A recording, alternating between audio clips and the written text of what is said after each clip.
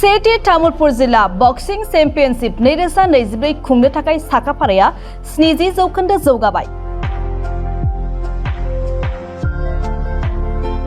तामुलपुर जिल्लानि बिखायाव थानाय राइजिं स्टार स्पर्ट्स एकाडेमीनि बानजायनायाव फैगौ 12 जुलाइ शुक्रबारखालि तामुलपुर जिल्लानि सिङाव थानाय तामुलपुर जौसिन गेजेरारि फरायसालिनि सिथ्लायाव सेथि तामुलपुर जिल्ला बक्सिं चेम्पियनशिप 2024 खुंनो थाखाय साखाफारा।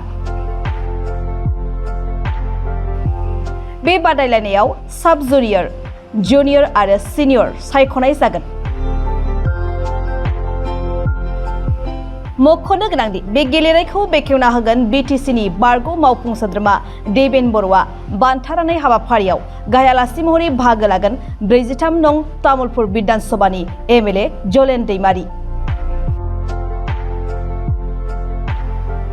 राइजिं स्टार स्पर्ट्स एकाडेमीनि गाहाय नेतारि नीरेन रामसियारिया गासै तामुलपुर हालामनि रायजो राजाफोरखौ खावलायहरदों सेथि तामुलपुर जिल्ला बक्सिं चेम्पियनशिपखौ नायफैना गेलेगिरिफोरखौ थुलुंगाखां होफैनो थाखाय खावलायहरो।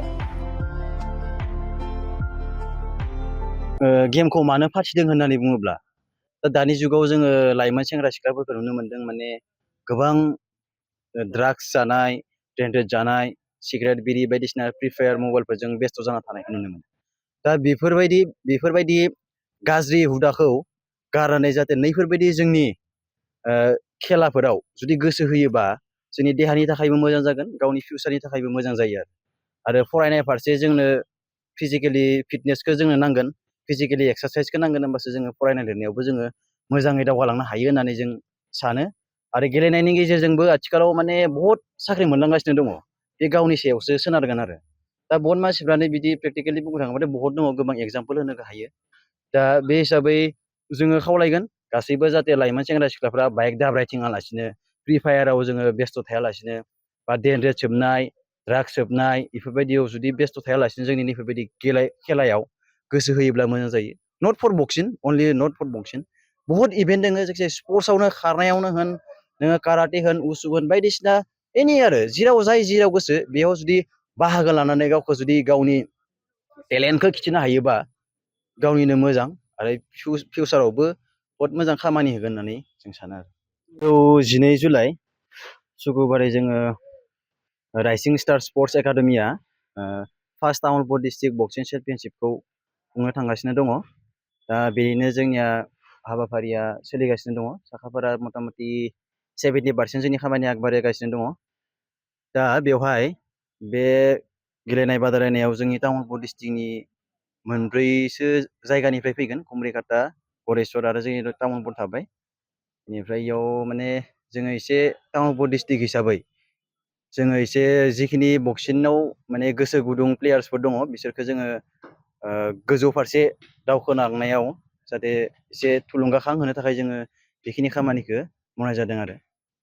ओमफ्राय बे खेलायाव गासै फार्स्ट हिसाबै देग्लायसो फार्स्ट नालाय तामुलपुर डिस्ट्रिक्ट हिसाबै, बेनिखायनो एसे प्लेयारफ्रा खम जागोन, मथा मथि 50सो जागोन आरो फार्स्ट हिसाबै। ओमफ्राय बेवहाय जोङो आलासि महरै जोङो लिंदों, फार्स्ट बेखेव जेननायाव लिंदों जोङो देबेन बर' सार, एक्स-CM, बिथाङा जोंनि फार्स्ट अपेनिं सेरेमनिखौ बेखेवनानै होगोन।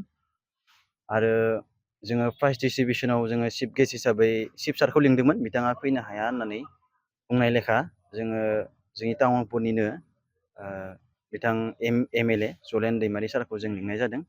आरो आलासि महरै जोङो लिंदों तामुलपुर जिल्लानिनो डिस्ट्रिक्ट कमिशनार बिथांखौबो लिंदों, आरो SP, commanding officer, circle officer, आरो जोंनि तामुलपुर एरियानिनो जिखिनि एमएलए, एमसिएलए आरो जोंनि स्टुडेन्ट अर्गेनाइजेसन बिथांमोननि दैदेनगिरिफोरखौबो लिंनाय जादों। फिन खनसेबाव खावलायनो सानदों जे जोंनि तामुलपुर हालामनि रायजो राजा नोंथांमोन, मेलेमजिबि नोंथांमोनखौ जाहाथे 12 तारिखै जोंनि फार्स्ट तामुलपुर डिस्ट्रिक्ट बक्सिं चेम्पियनशिपआव जाहाथे बाहागो लाफैनानै जाहाथे जोंखौ हेफाजाब होयो आरो जोंनि गेलेगिरि बिथांमोनखौ जाहाथे थुलुंगाखां होयो, आं बेखिनिखौ खावलायनाय जाबाय।